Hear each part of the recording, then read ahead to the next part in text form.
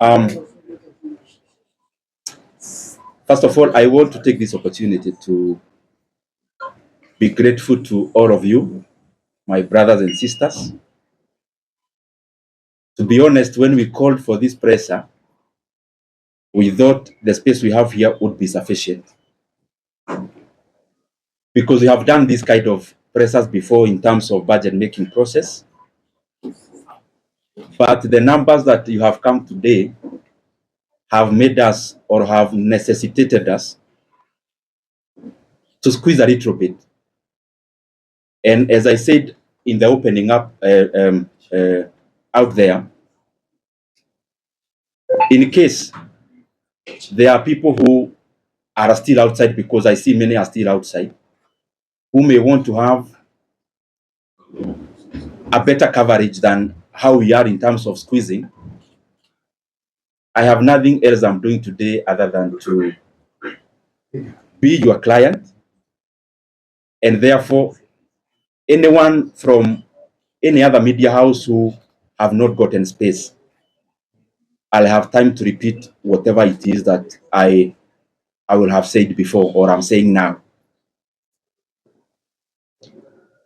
I also want to thank you, because you have been also very pivotal through the process that we have had in the position I occupied before.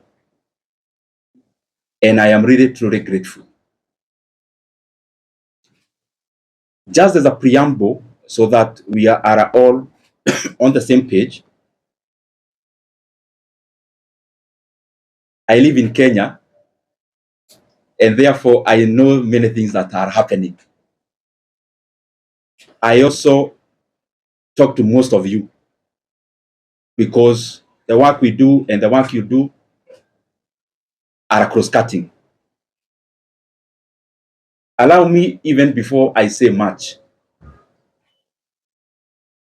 to first of all give you the reason why I called you here, so that our expectations can meet somewhere in the middle. I know there is what I want to say, but I also know there is what you want to hear. And that is the nature of the work we do, and that is the nature of your work. If you allow me today, I called you in this particular office because you have come here before, most of you, in terms of coverage of budget making process. And I called you specifically here because that is actually the agenda. The agenda is that there have been changes, and I felt convinced within myself that, given the pivotal role the position held in the workings of our country, in the workings of our nation, in the workings of our various government agencies, development, and every other thing, and because whatever we were doing, I was also updating you regularly, I thought it was important that I call you the way I have done, so that the things we've been reading and the things we have been seeing, I can clarify a few of them and also give my voice on it. And therefore, without wanting to be diplomatic, I also know that is what you came for, because you knew if it was about politics, I would have called you somewhere else. And therefore, I'll only talk about that matter. And I also know that there are expectations of people on what we should say, when, and how. I get messages every day on what I should do and how I should do it. And it is not the appropriate time today for me to talk about those other things. And I am saying it in good faith, because that is what we had planned to do. And I have only clarified because in the time I've been a politician, I know there is what you say, but there is also work to be done in terms of coverage. There is also what you may want to report. And that is a given because that is the work of a media house. So I've clarified that so that I'll be open to a few questions afterwards. But I just highly request, I am here as a Kenyan. I speak when I want to speak. I know we have interacted in many forums. We know each other person's character in terms of where they need to invoke courage, where they need to invoke whatever they need to say. And I know for sure, I'm not shy to say anything that I feel I need to say. So whatever I may live and say today is basically based on the fact that the reason I called you is the one I'll talk about. And as I start, I first of all want to be very grateful. Myself personally for the chance I have had to serve the Kenyan people in the position of the chairman of the Budget and Appropriations Committee in the National Assembly. As you know, and you have interacted, that has been my designation. And that is work we did with a lot of dedication. And I am grateful for that opportunity. I am also very grateful to have interacted with many people as I serve as the chairman of the Budget and Appropriations Committee. Of course, working with the Honorable Mary Amase, who was the vice chairperson, and all the other members, all the other 25 members, incorporating myself and the vice chair who make us 27. I am truly grateful for that chance. That chance of serving as the chairman of the Budget and Appropriations Committee made me understand many things that I scarcely understood before. It made me know the workings of government in terms of its levels, its arms, departments and agencies of government, and how they work. And therefore, as much as it was work, it was also a profound learning experience that I am truly grateful for. I am also thankful for the fact that I had trained as an economist some many years back in KU. And when I got the chance to serve as the chairman of the Budget and Appropriations Committee, I had the first-hand learning of how macroeconomic parameters relate with each other. I was able to first-hand experience the things I was learning, and therefore it was also a continuation of a learning experience, and especially in regards to many macroeconomic factors, how inflation is affected by interest rates, how interest rates affect private enterprise, and many other economic parameters that we hear, but they are also far-reaching in terms of how we live, and they are also far-reaching in terms of what our country becomes. And by the way, out of that experience, in the year 2023, I realized I also needed to upgrade a little bit because I singularly found that our country, yes, have many challenges, but the overarching challenge that we face as a country are economic challenges in nature. And given the chance I was serving in as the chairman of Budget Committee, I decided to also go back to school. I actually started pursuing 2 master's degrees together. One in KU, Master of Economics in Public Policy, and the other one in the University of Nairobi, that is Masters of Arts in Economics. And I've been pursuing those from 2023, attending class physically where I needed to attend physically, and those who offer online also attending class online, and by the way, as a student, not as an MP. And I decided to do that because I also wanted to deepen my knowledge in the economic platform, And the more the reason I made it my duty to listen in terms of attendance, and also to participate in any other participatory issues that I needed to do as a student. And gratefully, I am actually done with coursework. I am now doing the projects, both of them together. And by the grace of God, I may graduate this year. I am not talking about myself when I talk about going back to school.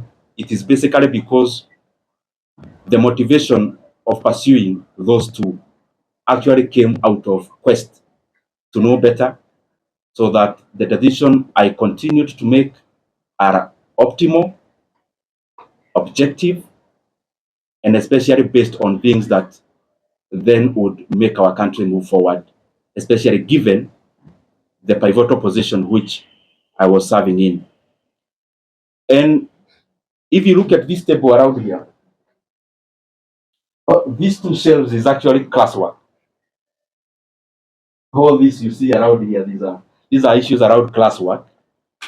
And I was doing it again, and I'm repeating, because I thought, and I still believe even now, that it is important that even as we serve in our specific capacities, that we continue to also develop ourselves, to sharpen ourselves, so that we can be making more efficient decisions as leaders. So in a nutshell, I have been very, very, I should be very grateful, and I have been very honored by the Kenyan people to have served in that capacity, and especially when our country really needed us to do what we needed to do. Just as snapshot of, so that you understand where I'm coming from. This position is very involving, and I am sure many of you have covered us before. Sometimes sleeping in this office, leaving here very early in the morning. Not just myself, also the members of the members we were serving with. But it was also an experience also to learn and know Kenya.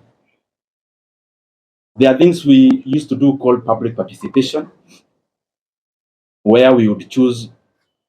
We started with 12, we ended up with 20 counties every year, where we would allocate some retro money, actually 100 million per county, and we would then go there to ask Kenyans what they would prefer that we prioritize.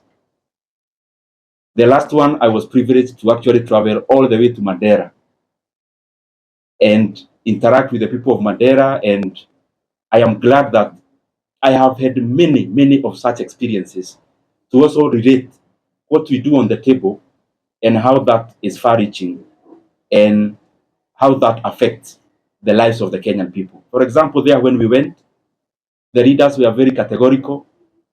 There was a teachers, a TTC, Teachers Training College, and a KMTC, which they told us the entire 100 million to give to those two.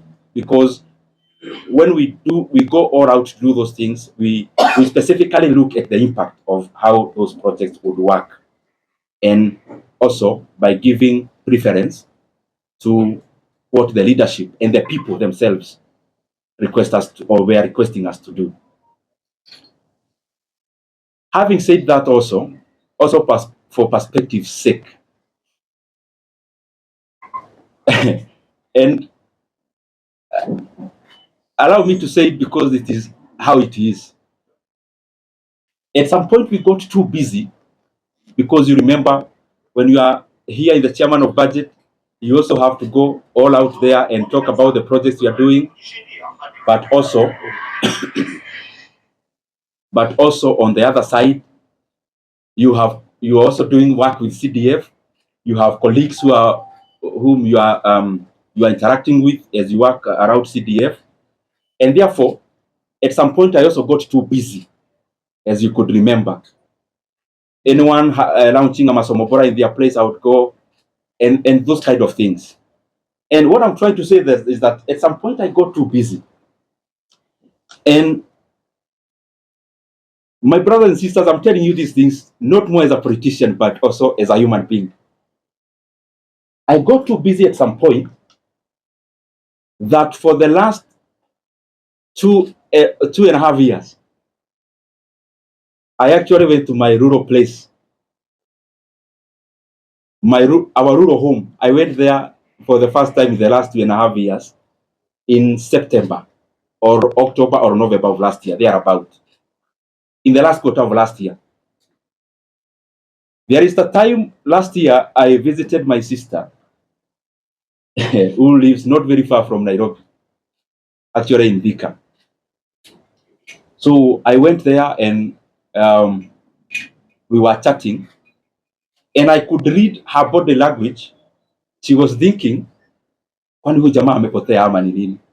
Because I could hardly have gotten time before to actually also do such a thing that looks very small, but is also humane to do.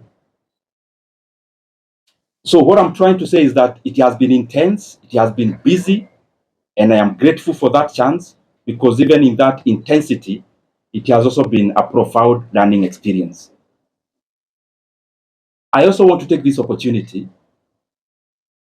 to wish the current chairman of the Budget and Appropriations Committee and the leadership of that committee all the best. I have sat there, I know it is an intense position. It requires you to work very hard, sometimes to the neglect of your constituents. And therefore, I would only wish the current chairman all the best as he steers the committee forward. Because after all is said and done, whatever he is doing, the success you'll get is a success for all Kenyans. And therefore, there are things we say because we are politicians, but there are also things we say because we are human beings. As a human being, I wish him all the best. And I want to say that I am grateful for the chance I have had. Maybe to clarify a few things which you may have in your mind, or possibly I can give you that chance to ask them. Maybe I'll wind up by saying that I'm also very grateful. Let me reserve that for you to ask, because I am here, I will ask, or I will answer. Let me also take this chance to thank the people of Kiharu constituency. Because to become the chairman of the Budget and Appropriations Committee, the prelude to that is for you to be an MP first. And I don't want to chest them, but I'm just saying it in humility. I am among the few MPs who, in the last elections, I was elected without producing a single poster. I'm not saying that as bravado. Neither am I saying it to prove who I am. I'm saying it in humility, that I'm very, very grateful to the people of Kiharu for that honor, to have served them as a member of parliament. This is my second term, and especially given that there are many learned people in our constituency, but they have given me that honor and privilege to serve as the budget and to serve as their MP, or to serve as our MP as a constituency, and that has opened or had opened the room for me to serve as the chairman of the Budget and Appropriations Committee. I also want to thank the people of Kenya. What I know is that the positions we hold, and talking about myself, I hold it with a lot of regard. And as I serve the people of Kenya, I want to be grateful because they have also been very supportive. Those who support us by saying something kind, those who correct us because we need to be corrected, and that is the forte that we must always accommodate. Those who criticize, we need also to be criticized so that we can also pull up our socks and do things better.